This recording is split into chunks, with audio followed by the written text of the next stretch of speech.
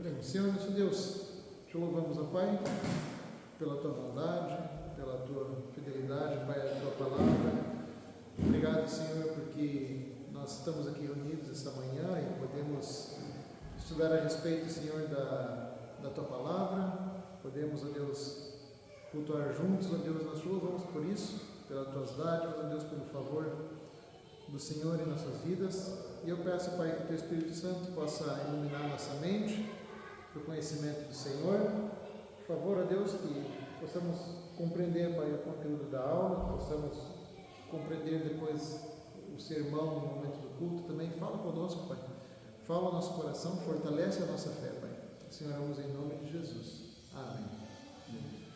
Pessoal, se vocês forem falar da palavra de Deus aí, sei lá, para um colega de trabalho, para qualquer pessoa, né? E a pessoa é uma pessoa cética, e ela falasse para você assim: ah, mas durante a história a Bíblia foi adulterada, né? E não dá para a gente confiar, ela não é tão confiável, né? Você saberia responder essa pessoa? Às vezes não, né? Então essa aula é para isso, tá? É para quando alguém chegar e dizer: ah, mas a Bíblia não é confiável, né? Por quê? A gente responde por que não é, né? Aí a gente começa explicando, né, o porquê realmente que a Bíblia é confiável, a gente pode confiar nela. Eu vou falar um pouco a respeito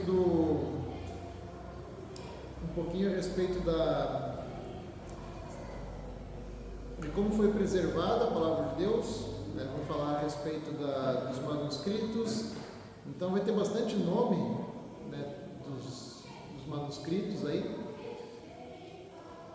Provavelmente a gente não consegue decorar isso, tá? Então vocês vão ter que realmente depois passar novamente o áudio, o vídeo, anotar, né, na folhinha que eu vou mandar para vocês ali, anotarem esses nomes, né? Mas como estudantes da Bíblia, né, a gente avalia, né, pelo menos quem estudou a Bíblia também, né, para ter o texto bíblico e validar ele, o texto é avaliado a confiabilidade desse texto de duas maneiras, né, por dois critérios.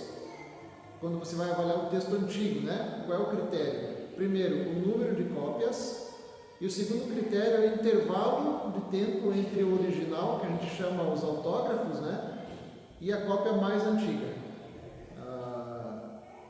Então, quando a gente vai comparar a Bíblia com as outras obras literárias da humanidade, a gente vai ver a disparidade que tem do número disponível de cópias, né? Eu já falei isso aqui, acho que não sei se foi na primeira aula nossa, né? Então são 10 aulas atrás, mas eu vou trazer uns números aqui só para a gente relembrar alguma coisa.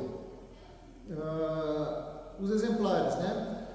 Tem a História de Roma, né? Quem escreveu foi Tito Livio, tem 28 exemplares, né? Então isso aí é literatura clássica, tá? Então todo mundo, todo aquele que é cético, ateu, eles gostam de literatura clássica, né? E eles confiam nessa literatura. Então, História de Roma, 20 exemplares.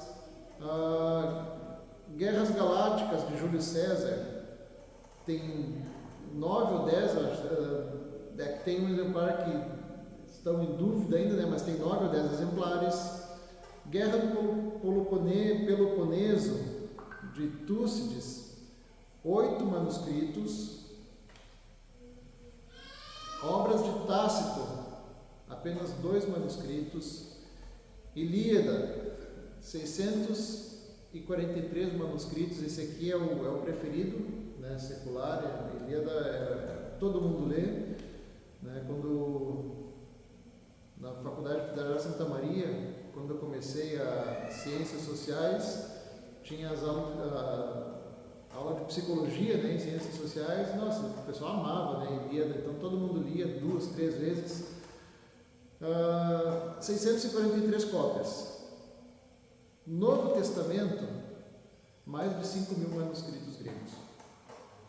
Então, se um historiador secular, ousa duvidar da integridade do Novo Testamento por causa da transmissão textual dele, ele precisa ser honesto.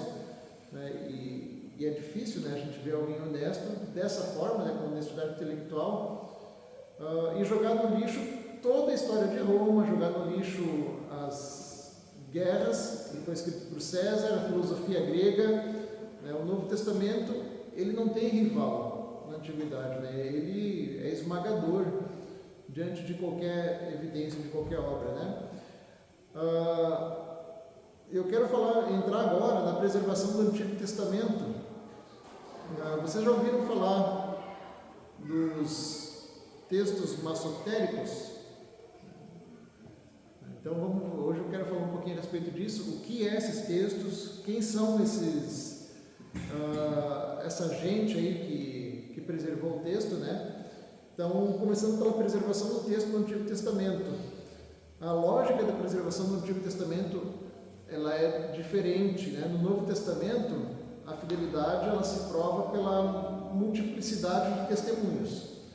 No Antigo Testamento é um pouquinho diferente. No Antigo Testamento ela se provou por séculos pela perfeição das cópias, dos escribas, Então aí vai entrar os maçoretas, Então, se a gente olhar na história, antes de 1947, a gente tinha relativamente poucos manuscritos do Antigo Testamento hebraico. Não tinha tanta coisa. Depois que surgiu muito. Mas por que era escasso? Então, por 3 motivos. Em primeiro lugar, o material que era escrito ele era muito frágil, então ele desgastava, ele literalmente se quebrava todo. A história de Israel também, Israel foi conquistado, invadido, se não me engano, 47 vezes, 45, 47 vezes. Então imagina, cada vez que eles invadiam Israel, eles destruíam bibliotecas, eles queimavam rolos, manuscritos. Então, entre 1800 e 1948, muita coisa foi queimada, muita coisa foi perdida. Então, lógico, no meio de tudo isso, estavam ali os textos antigos do Antigo Testamento. E em terceiro lugar, o rigor religioso dos judeus. De acordo com a tradição, os escribas judeus eles tinham uma reverência que os céticos vão chamar de supersticiosos, mas que nós talvez a gente chame de zelo santo, Se um manuscrito ele estivesse gasto pelo uso, porque era um material frágil, quando esse material estava gasto, ou se ele tivesse um único erro de cópia, ele era destruído, ou ele era enterrado, para que o nome de Deus não fosse profanado com esse material gasto. Então, muita coisa foi perdida dessa forma. Então, eles preferiam destruir uma cópia que estivesse um pouco desgastado, um pouquinho imperfeito, do que permitir que o erro se perpetuasse. Tamanho zelo que eles tinham pelo texto bíblico. Eu quero falar aqui, deixa eu só achar o meu rascunho, a respeito desse povo. Os maçoretas. Quem eram os maçoretas? Esse termo ele vem da palavra hebraica masorá, que significa literalmente tradição / transmissão. Eles eram os escribas, eles eram os eruditos, os filólogos judeus, que operavam principalmente entre os séculos 6 e século 10 depois de Cristo. Então eles estavam concentrados em 2 grandes escolas judaicas de erudição, Primeira, a escola da Babilônia, segunda, a escola de Tiberíades, na Galileia. Então essa escola de Tiberíades, ela teve muita influência da maneira que moldou a Bíblia que a gente tem hoje em nossas mãos, tá? E para a gente poder entender um pouquinho a urgência do trabalho dos maçoretas, a gente tem que lembrar que o hebraico bíblico original não tinha vogal, né? Então, imagina uma língua sem vogal, né? O texto dos autógrafos e das cópias primitivas era composto só de consoantes. Quem lia precisava necessariamente entender a tradição oral para saber quais vogais encaixar em cada palavra, porque se você fosse ler o texto não tinha vogal, mas no falar o oral você tinha que saber onde pronunciar as vogais, né? Então tu tinha que conhecer essa tradição oral, né?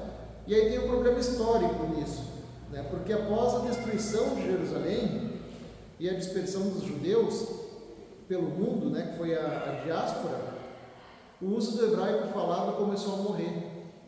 Então, tanto que o grego bíblico hoje é uma língua extinta, tá? Não é o mesmo o hebraico e o grego também, né? Mas é uma língua que não é a mesma que é falada hoje em Israel, e nem o grego, que é o grego moderno hoje conhecido, né?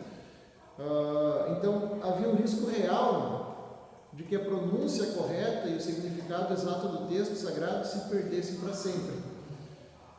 Diante desse perigo, foi aí que os maçoretas eles entraram em cena. Eles começaram a trabalhar em cima dos textos bíblicos. E o objetivo deles era realmente de fixar de forma definitiva a forma, a pronúncia e o sentido do texto bíblico no Antigo Testamento, porque senão corria o risco de se perder, né? E o que eles fizeram então para serem fiéis nesse trabalho que eles se propuseram a fazer, né? Então, eles não eram meros copistas, né, que passavam um texto ali só copiando o texto de uma folha para outra, né, fazendo a cópia. Não. Eles inventaram um sistema de pontos, um sistema de traços, colocados traços acima, pontos acima, abaixo, dentro das consoantes, né, e esses sinais são chamados de migdot. Só curiosidade, né, vocês não vão precisar saber disso mais para frente. Mas o grego, o hebraico, ele não tinha sinais de pontos, né? Foram os maçoretas que colocaram isso nesse sistema que eles criaram. E com isso, o que eles fizeram? Eles meio que congelaram essa pronúncia, o significado teológico correto das palavras, sem alterar aquele esqueleto de consoantes antigo, né? Eles mantiveram, eles só acrescentaram esses pontos aí, né, para ter o sistema correto de contagem deles. Então, eles fizeram a vocalização, né, disso, colocaram os traços, os pontos. O segundo sistema que eles fizeram é chamado de cantilação. Então, é algo importante, né? Primeiro, vocalização, segundo, cantilação. O que é isso, né? Eles criaram sinais de acento musical, né? O Antigo Testamento, nas sinagogas, ele não era apenas lido, mas o Antigo Testamento ele era cantado também nas sinagogas, né? Ele era recitado com ritmos, e esses acentos, então, eles serviam tanto para as notas musicais quanto para a liturgia, quanto para sinais de pontuação do texto sagrado, né? Indicando então onde o leitor deveria dar a pausa, onde ele deveria conectar as frases, onde ele deveria enfatizar o sentido de um versículo. Então, a vocalização, cantilação, em terceiro lugar, né, a maçorá, né? São notas de margem que eles faziam, e parecido com um controle de qualidade do texto bíblico, e aqui eu acho que é o coração, né, do controle de qualidade que deixou o texto bíblico realmente permaneceu, né, confiável. Nas margens dos manuscritos, eles escreviam notas estatísticas detalhadas para garantir que nenhum erro entrasse no texto bíblico. E os teólogos, né, eles dividiram essas notas em 3 tipos, né? A primeira nota, né, é a margem lateral. Eram notas curtas, escritas nas margens, e elas indicavam, por exemplo, se uma palavra aparecia apenas uma vez na Bíblia, né, ou se uma grafia era incomum, né, para evitar que o próximo copista chegasse lá e corrigisse, olha, isso aqui é incomum, né, não deve ser isso, e ia corrigir, né? Então eles escreviam essas notas para que o próximo copista ele não mexesse nisso, que isso aí não era um erro, né? Então a primeira era a margem lateral, a segunda era a margem superior ou inferior, né? Então quando eles queriam escrever notas mais longas, que listavam todas as passagens onde aquelas palavras ou frases incomuns ocorriam, né, eles faziam essas notas maiores, né, ou na margem inferior ou na margem superior. E por último, no fim do livro, né, então ali era onde a matemática deles acontecia, né, eles criaram um controle estatístico, né, e matemático para garantir que as palavras, as letras que estavam ali eram aquelas ali desde o início, desde a primeira cópia, né. Então, meus irmãos, eles criaram, eu estava pensando, né, hoje em dia a gente lida muito com dados, né, tudo que a gente vai fazer tem dados, e eles criaram, os maçoretas, eles criaram ali, a gente pode dizer que eles criaram a primeira auditoria de dados da história, foram eles que criaram, né, porque eles contavam tudo, cada sinal, cada letra, quando eles terminavam de copiar um livro, eles não faziam uma leitura dinâmica para ver se estava bom ou não, né, a escrita deles. Eles aplicavam um filtro, né, matemático antes de aprovar aquele rolo, de dizer que aquele rolo estava bom, né. Então eles sabiam, eles anotavam o número exato de cada letra, de cada livro, né. Então cada livro era numerado e cada letra de cada livro era numerado também separadamente. Eles sabiam o número exato de palavras, o número exato de letras de cada livro que eles copiavam, eles sabiam qual era a letra central de cada livro e de todo o Pentateuco. Então foi um sistema muito complexo e confiável que eles inventaram. Por exemplo, se você abrir o livro de Levítico, né, os maçoretas eles sabiam que a letra central do Pentateuco estava em Levítico 11:42, né, na palavra Gachon, e eles desenharam essa letra maior do que as outras no manuscrito para marcar o centro do texto bíblico. Aí o que eles faziam? Eles calculavam a palavra central e o versículo central de cada livro.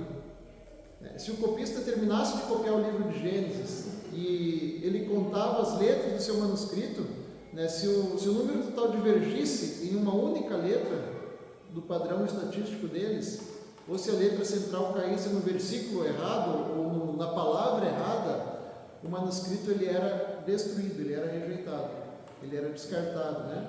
Então não tinha espaço para erro, não tinha espaço para jeitinho, né? Eu sei que a gente ficar tentando imaginar isso agora de cabeça é meio difícil, né? Meio complexo.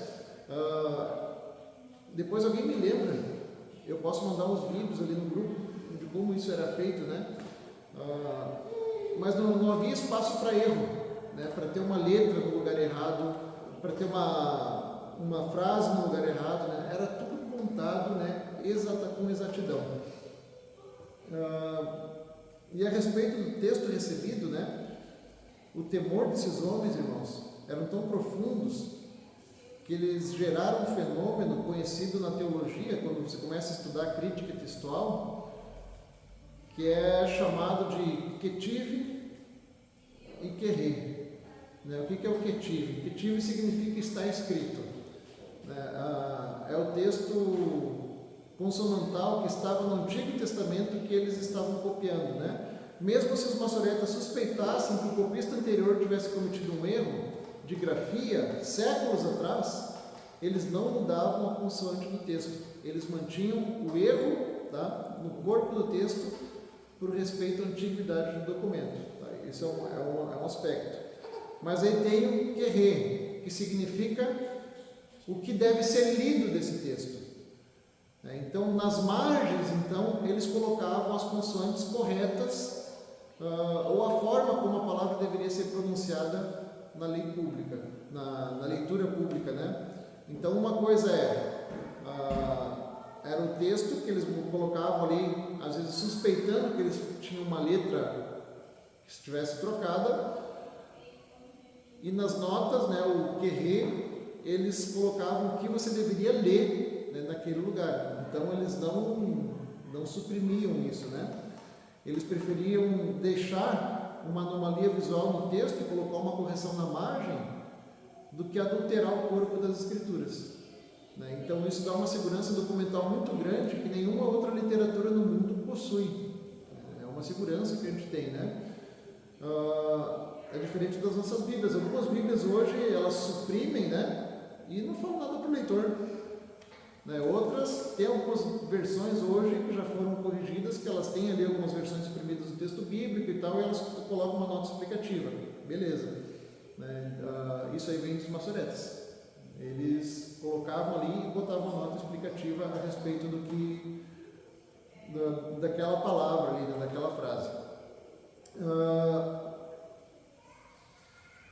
A família Ben Asher, né, o trabalho maçorético, irmãos, ele atingiu esse ápice no século X com a família Ben Asher de Tiberíades. Aaron Asher foi o primeiro mestre que ele revisou o texto que hoje a gente conhece como o padrão perfeito da Bíblia hebraica. É o Códice de Leningrado de 1008, né? 1008. Hoje é usado nas salas de aula, dos seminários, dos maiores seminários do mundo. Ele é usado nos aplicativos de exegese, né? Tem o aplicativo Logos, é o melhor aplicativo que tem. Ele é usado, é uma cópia direta do manuscrito corrigido e aprovado por essa pessoa aí chamado Ben Asher, né? Aaron Ben Asher. Então, meus irmãos, quando os críticos modernos tentam relativizar a fidelidade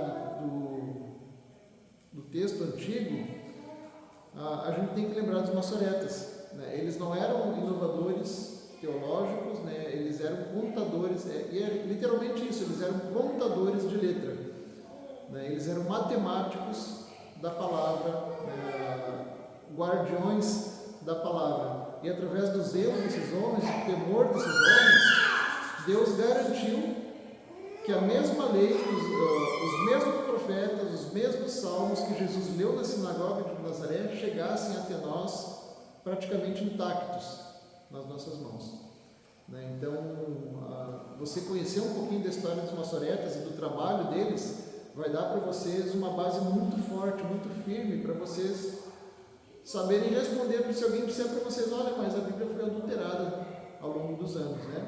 Inclusive tem outras seitas, né? Testemunho de Jeová, Mormons, eles dizem: não, mas a Bíblia é adulterada, né? Então eles têm a Bíblia deles, né? Com as adulterações deles, eles dizem que a nossa é adulterada. Então a gente conhecendo a história, né, da tradição maçorética, a gente já vai ter aí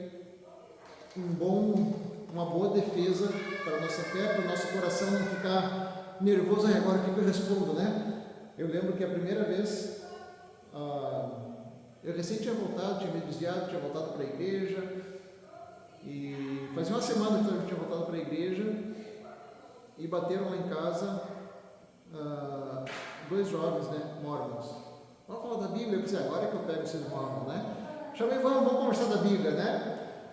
E meus irmãos, eu levei um sufoco, né? Quase apanhei deles na Bíblia, né? Porque eu não sabia, eu nunca tinha estudado a Bíblia, né? Eu sabia os textos que eu ouvia o pastor pregar no domingo, né? Então foi bem difícil, né? Se eu soubesse pelo menos ali um pouquinho da história dos maçoretas, né, eu já estaria, né, pelo menos com 80% dos meus problemas naquele dia resolvido, né? Não precisava ficar tremendo na base, né? Algumas amostras, irmãos, dessa tradição maçorética. Até o final do século XIX, a Bíblia hebraica ela dependia fundamentalmente de poucas testemunhas, né? Quase todas posteriores ao século X depois de Cristo.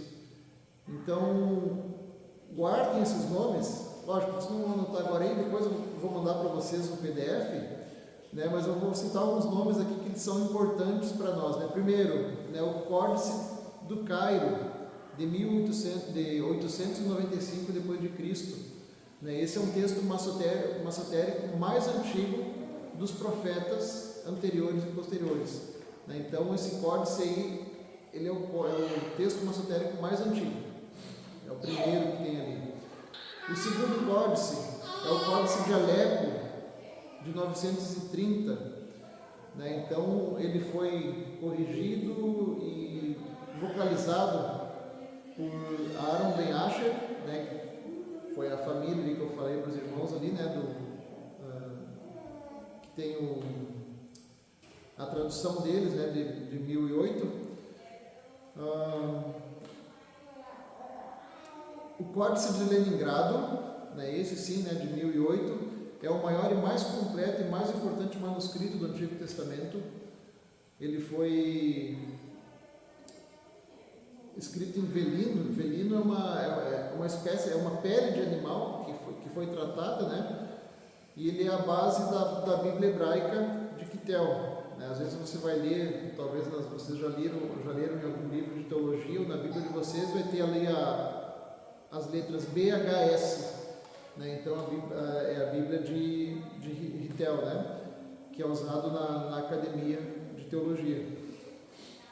Em terceiro lugar, tem os fragmentos de Genizá, no Cairo, de 500 a 800 depois de Cristo. Eles foram descobertos só em 1890, numa espécie de depósito de uma sinagoga. Então lá eles acharam cerca de 10.000 fragmentos que comprovam a antiguidade, né, e a estabilidade do texto bíblico.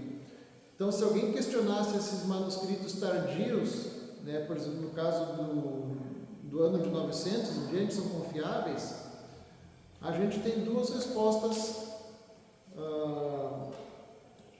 firmes, né? Primeira resposta, a gente tem evidência interna, né? O Antigo Testamento ele possui passagens duplas, por exemplo, Salmo 14, Salmo 53, Isaías 36 a 39, 2 Reis 18, Crônicas, Samuel, Reis. Né? Então, o exame dessas passagens revela um acordo palavra por palavra, né? Quase absoluto. Ou seja, o texto ele não sofreu revisões profundas no texto. Então, a primeira evidência é a evidência interna do texto. A segunda evidência é a Septuaginta, a tradução grega do Antigo Testamento, que foi feita no século 2 e 3 a.C. Antes de Cristo. Isso. A Bíblia que Jesus e os apóstolos citavam. Então, ela é idêntica, virtualmente idêntica, livro por livro, ao texto maçotérico que os judeus entregaram séculos depois. Então, a Septuaginta aí é a tradução grega do Antigo Testamento.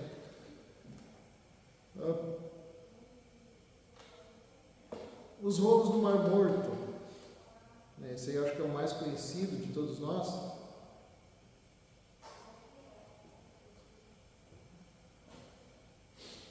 Março de 1947, Deus usou, sempre Deus usa pastores, né?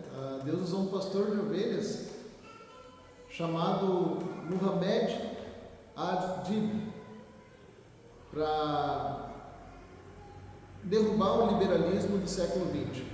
Né? E pense só na sorte dele, né? Na sorte. Quando ele vê uma gruta, ele joga uma pedra nessa gruta em Kurman, né? Ele sai buscando lá estava buscando uma cabra, não sei se é uma cabra, uma ovelha que estava perdida, e ele joga uma pedra numa gruta para ver se o animal não estava lá, e ele escuta o som de um vaso quebrando. Né? E nessa gruta estava ali a biblioteca dos essênios, né? Que era uma seita judaica, né? Da época de Cristo. Né? Então, até 1956, né? Olha, de 1947, quando ele jogou essa pedrinha lá e descobriu essa biblioteca, até 1956, 11 grutas foram escavadas. Eles revelaram mais de 600 manuscritos. Então, vou passar aqui, tem a gruta, né? Vou para o número de grutas. Por exemplo, a gruta número 1. Eles têm lá o grande achado de Isaías, né, em 1947.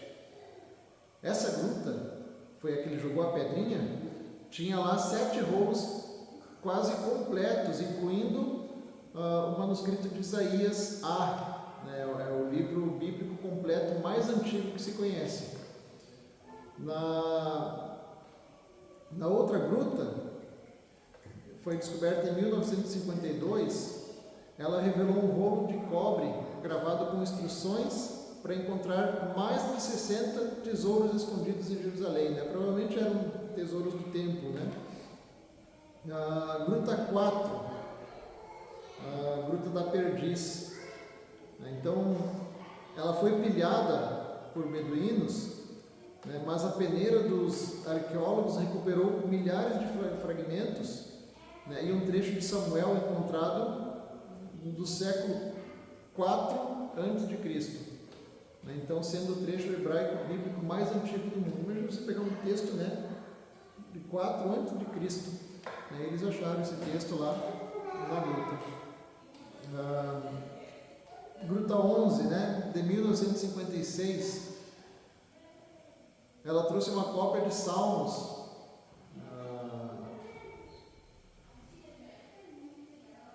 e o livro de uma paráfrase, né, do livro de Jó em aramaico. Então, irmãos, eu não trouxe aqui as 11 grutas, né, mas depois eu envio para os irmãos ali no PDF. Como a gente prova então que esses rolos são legítimos? A ciência, ela nos dá respaldo, né? Nessa datação, o teste de carbono 14 funciona, né? Então ele datou rolos entre 168 a.C. e 233 depois de Cristo. A paleografia, né, que é o estudo da escrita antiga, e a arqueologia de cerâmica confirmaram que os textos eles são do período helenístico e romano inicial. Por que isso é importante? Qual é o impacto disso? Porque isso justamente derrubou o argumento liberal. Antes de 1947, o texto hebraico mais antigo era do século X depois de Cristo. Curman, lá aquele pastorzinho lá que acertou a pedra, nos deu manuscritos do século II antes de Cristo. Então é muita coisa, foi ali praticamente 1000 anos de história que foi achado. 1000 anos de história, irmãos. Então, quantos eruditos, né, por exemplo, Gleason Asher, Miller Burroughs, eles compararam Isaías de Curman, né, de 100 anos antes de Cristo, com Isaías do Códice de Leningrado, que foi feito em 1008, a concordância dos dois foi de 95%. 1000 anos. É muita coisa. Eu não sei vocês, mas eu gosto de pegar esses dados históricos, bíblicos, e ficar comparando e pensando, meus irmãos, é 1000 anos. 1000 anos, 95% de concordância. E os outros 5%, que alguns vão dizer que é erro, mas não é erro. Eram coisas óbvias de ortografia, era uma variação de grafia no hebraico, que não alterou doutrina nenhuma, né? Então Deus preservou a sua palavra intacta por milênio em cópias manuais feitas à mão. Então isso é espetacular, a gente pensar e ver como Deus preservou a palavra dele, né? Esse é o Antigo Testamento. O Novo Testamento, a gente tem ali papiros, tem minúsculos, unciais. Então vou falar um pouquinho a respeito de tudo isso. Aqui a gente divide os manuscritos então em 3, tá? Em 3 classes, de acordo com o material e a caligrafia. Os papiros, né, eles foram, a gente tem papiros aí do século II, do século III. Eles foram copiados quando a igreja ainda estava sob a perseguição do Império Romano, né? Então eles foram copiados. O cristianismo, nessa época, você tem que lembrar que era ilegal, né? Você não podia se declarar cristão, você estava com uma espada no seu pescoço. Então eles copiavam as escrituras no material mais barato disponível, porque eles não, perseguição, né? Como é que você vai ter dinheiro para comprar? Não tem como. Então eles pegaram o papiro. Então existem cerca de 26 grandes manuscritos nesse formato, e eles são ali a primeira coisa, o material mais extenso que a gente tem, porque eles não estão apenas eles estão apenas uma geração de distância dos documentos originais, né? Por exemplo, a gente tem o P52, né? Agora a gente começa a falar em papiro, é tudo com P, tudo numerado, tá, irmãos? Então às vezes é chato, dá um nó na cabeça, mas se você tiver anotado, facilita. O P52, né? Ele foi datado de 117 a 138 depois de Cristo. É o fragmento mais antigo do Novo Testamento, e ele contém 5 versículos de João 18. Detalhe, ele foi achado no Egito. Se uma cópia de João chegou ao Egito no início do século II, irmãos, o original ele foi escrito no máximo, né, ali, século I, exatamente como a igreja sempre defendeu. E isso derrubou a tese liberal de que João foi escrito no século III. Né? Quando você começa a ler os livros da Bíblia, você vê que durante a história eles foram criticados, e uma das críticas liberais é que João foi escrito no século III. Né? Não. Então, esse manuscrito, o P52, ele derruba essa tese liberal. Tem os papiros de Chester, P45, 46 e 47. Foram datados 250 depois de Cristo. Eles têm a maior parte dos evangelhos. Tem os evangelhos, tem a carta de Atos, o livro de Atos, tem as cartas de Paulo e Apocalipse. Os papiros de Bodmer, que daí é o P66, 72 e 75. O P75 foi datado de 175 a 225 depois de Cristo. Ele tem a cópia mais antiga de Lucas e uma das mais antigas de João, né, escrita de maneira clara, né? Então aqui são os papiros, irmãos, né, do século II a III. Tem os unciais, que é do século IV a V. Irmãos, quando Constantino oficializou o cristianismo, a igreja saiu, né, da escuridão e ganhou recurso. Isso foi bom para a igreja, né? E, por esse lado foi bom, né? A igreja começou a ganhar recurso. Os manuscritos passaram a ser escritos naquele couro, né, chamado velino, não era mais em papiro, né? Eram peles que duravam mais tempo, né? A escrita ficava mais legível. Começou a se utilizar letras maiúsculas e quadradas, chamadas de unciais, né? Por isso o termo de unciais. Então tem cerca de 297 desses documentos unciais. Eles são as joias ali da crítica textual. Por quê? Por exemplo, os tradutores da King James, né, de 1611, eles não tiveram acesso a esses manuscritos que eu vou citar agora, né? Isso porque as traduções modernas, baseadas no texto crítico, são mais precisas textualmente. Por exemplo, Códice Vaticano, ele foi guardado na Biblioteca do Vaticano desde 1475.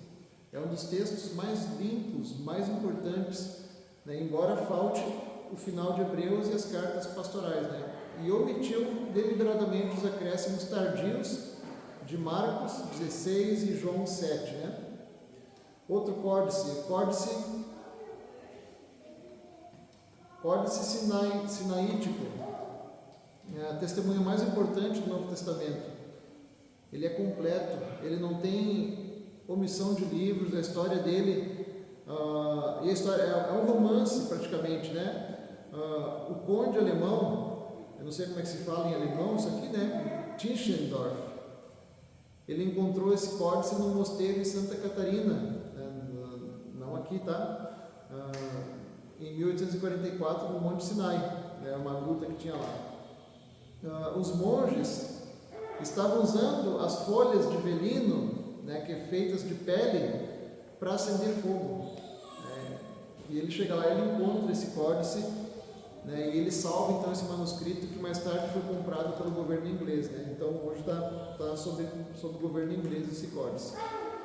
Códice alexandrino do século V, escrito provavelmente em Alexandria, preserva quase todo o Antigo Testamento e Novo Testamento, com algumas partes faltando só no texto de Mateus e João. Mais dois, tem mais aqui, eu vou pular. Códice Efraimita. Esse é um pergaminho que foi raspado. Tá? No século XII, um escriba achou que os sermões de um pai da igreja chamado Efraim eram mais importantes que a Bíblia. Não sei porquê. Então ele pegou e ele raspou o texto bíblico para escrever por cima do texto bíblico. E aquele alemão, né, o Tischendorf, usando reagente químico, ele conseguiu ler a escrita que tinha sido raspada e ele recuperou o texto bíblico. Né? Então, o texto efraimita, que é datado de 345 depois de Cristo.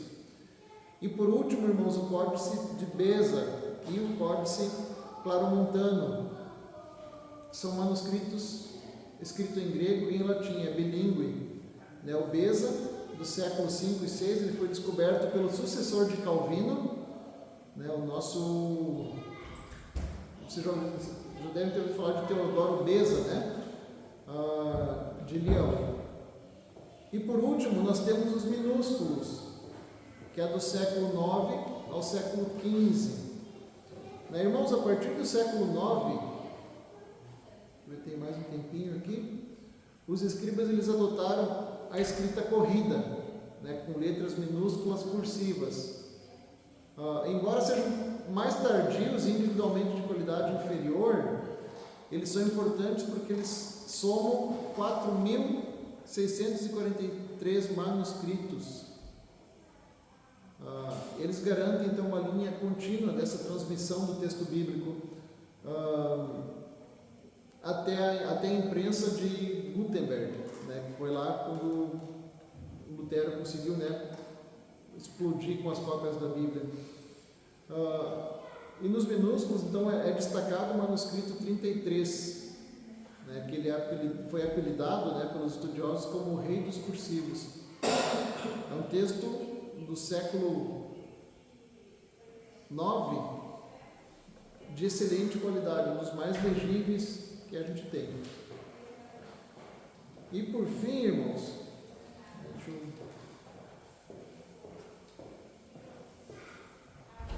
se a gente for ver a história, a gente não entrou em crítica textual, a gente vai entrar em crítica textual provavelmente nas próximas aulas. Se você estudar só a história do texto bíblico, né, a história do texto bíblico nos obriga, nos constrange a adorar a Deus e a ter um zelo maior por esse texto que ele tem em nossas mãos, porque às vezes é tão comum para a gente ter uma Bíblia, né, que a gente às vezes não valoriza. A gente deixa às vezes ali em cima da cama, na cabeceira, fica ali 2, 3 dias e a gente não abre, a gente não valoriza. Mas quando a gente começa a estudar a história, lógico, eu sei que se o Espírito Santo não mudar o nosso coração, a gente não vai ter vontade mesmo, né? Mas quando a gente começa a estudar a história do texto bíblico, a gente começa a ter mais admiração ainda pelo texto. Enquanto as obras seculares, né, do mundo clássico sofrem essas brechas, né, de 900, 1000 anos entre o autor e a primeira cópia que surgiu desse autor 900 anos depois, 1000 anos depois, a palavra de Deus ela se estende na história como um fio, né, ininterrupto de documentos desde o século II até agora. É direto. A história é toda preenchida. Então a integridade do texto bíblico ela é um fato histórico, científico, não tem como você destruir isso a não ser que você seja intelectualmente desonesto. Como disse o profeta Isaías, né, no rolo de Curman, né, das cavernas de Curman, seca-se a erva, cai a flor, porém a palavra do nosso Deus subsiste eternamente. Isaías 48. Né? Então, irmãos, é impressionante como a gente consegue confiar, como a gente pode confiar no que a gente tem escrito em nossas Bíblias. Né? A gente vai ver isso mais para frente na crítica textual, né? Como foi feita a comparação desses manuscritos, para a gente ter certeza que o que está ali é o que tem que estar mesmo. Né? Mas estudem esses dados que eu passei para vocês hoje. Né? Depois o André vai liberar o link no grupo. Pegue o que eu falei, dá uma pesquisada ali no Google, nem o Google mais que se usa hoje, né? Dá uma pesquisada no GPT, né? Cuidado que ele mente também, né? Então tem que ter cuidado que ele mente bem, às vezes a gente acredita, né? Aprofunde um pouco mais, né, nesses dados, né? Não aceite, não fique no palpite somente, tá? Não fique no eu acho, né? Vá a fundo, né? Para que a fé de vocês não seja ancorada no achismo, né? A nossa fé, a fé cristã, ela é ancorada na verdade. E essa verdade ela não é subjetiva, essa verdade ela está ancorada também na história. Ela é provada com fatos e ela é atestada, né, cientificamente. Então, você pode confiar nessa palavra. Na próxima aula, a gente continua aí a respeito dos manuscritos. Provavelmente, não sei se na próxima outra, a gente já começa aí a dar os primeiros passos aí na crítica textual. Giovanni, encerra com uma oração, por favor. Senhor nosso Deus, somos gratos a Ti por esse tempo. Obrigado, Senhor, por mais essa aula. Nós pedimos a Ti que o Senhor nos desperte, Senhor, de interesse genuíno de aprender mais sobre Ti, de aprender teologia, de conhecer a Ti, Senhor, e de usar todos esses ferramentas que hoje são disponíveis por meio da internet, livros, Senhor, como recurso, Senhor, para que nós possamos crescer em piedade. Transforma-nos, Senhor, nos conforme a imagem de Cristo, e nos prepara, nos abençoa, prepara nosso coração agora para o que seguir, Senhor. Em nome de Jesus que nós oramos e agradecemos. Amém.